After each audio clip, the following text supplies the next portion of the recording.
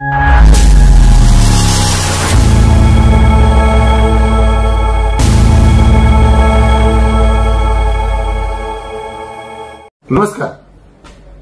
मैं आप सबके सामने एक ज्वलंत मुद्दा लेके आया हूं। यहाँ शिक्षण का स्तर कितना नीचे है वो हम सब जानते हैं। हमारे सरकारी स्कूलों में शिक्षा किस प्रकार से दी जा रही है वो भी जानते हैं।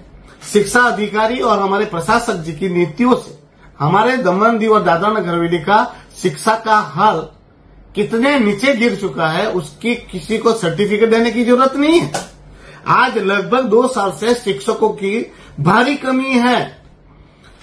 काफी स्कूलों में तो हेडमास्टर ही नहीं है, प्रिंसिपल भी नहीं है। 90 से 99% स्कूलों में इंचार्ज को वो प्रिंसिपल या हेडमास्टर बनाकर बैठा दिया गया है।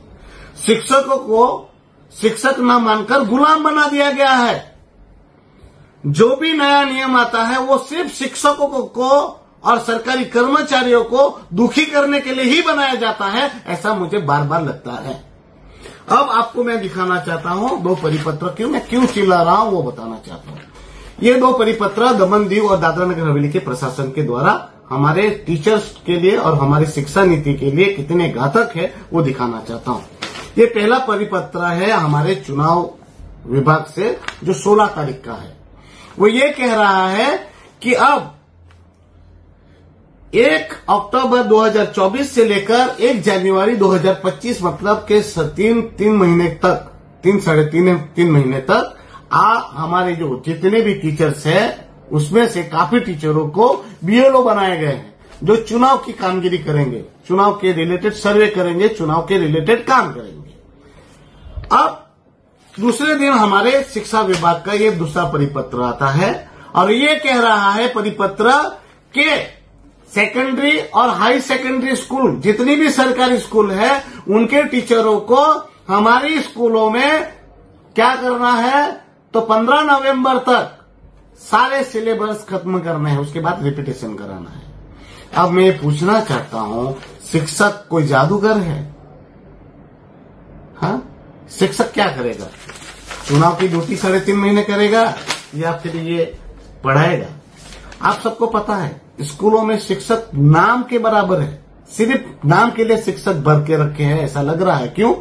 क्योंकि जितना एनरोलमेंट होता है, जितने बच्चों का दाखिला होता है, उसके प्रमाण में 30 से 35% ही शिक्षक होने की बात मुझे बार बार मिली है, जिसको मैंने संसद के पटल पर भी छोड़ा।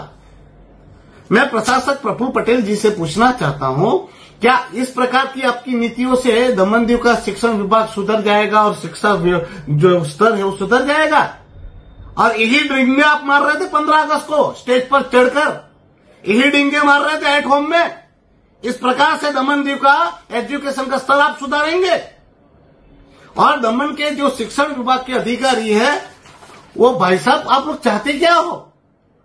हर साल एक तो आप आते हो नए कायदा कानून लेके आते हो, आपको फील्ड की कोई जानकारी होती नहीं है, एसी में बैठ जाते हो, आपको वास्तविकता पता नहीं है। स्कूलों में टीचर कितने हैं, सब्जेक्ट टीचर कितने हैं, स्पेशलिस्ट टीचर कितने हैं, उनका तो आपको भान नहीं है। स्कूलों में कैसे बच्चों को पढ़ाया जा रहा है उसका तो आपके पास भान नहीं है। क्लास में बैठने की सुविधाएं तक नहीं है और आप लोग नई नई नीतियां बना देते हो। कभी टाइम बदल देते हो, कभी सुबह का टाइम, कभी शाम का टाइम, कभी फलाना टाइम। किसी को पूछना तो है नहीं, क्योंकि यहां तो आप लोगों के बाप की जागीर बना रखी है।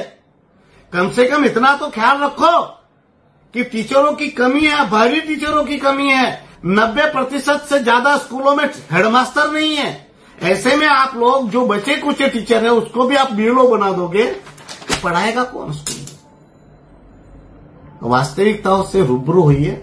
और प्रशासक प्रफुल्ल भाई पटेल जी कल की के अवतार, विष्णु भगवान के अवतार बन के आप जो यहाँ पर माहौल बना बैठे हो, तो आपको बताना चाहता हूं वास्तविकताओं से रूबरू होइए और हमारे बच्चों के भविष्य के साथ खिलवाड़ मत कीजिए और ये ऑर्डर आप वापस लीजिए। ये टीचर्स है, भारत के ही नहीं विश्व के निर्माता है और आप हमारे फ्यूचर के घड़वैयों के साथ आप ऐसा खेल मत खेलिए ये शिक्षक है, आपके गुलाम नहीं है। तो मैं निवेदन करना चाहता हूं कि दमनदीप के अन्य पॉलिटिशियन भी सुधरे, जागे और ये प्रशासक प्रफुल्ल पटेल से जवाब मांगे कि बार बार ऐसी घटिया नीतियां क्यों बना रहे हैं। इन नीतियों से हमारे शिक्षण विभाग का सत्यानाश हो रहा है, शिक्षा स्तर का हाल खराब हो रहा है।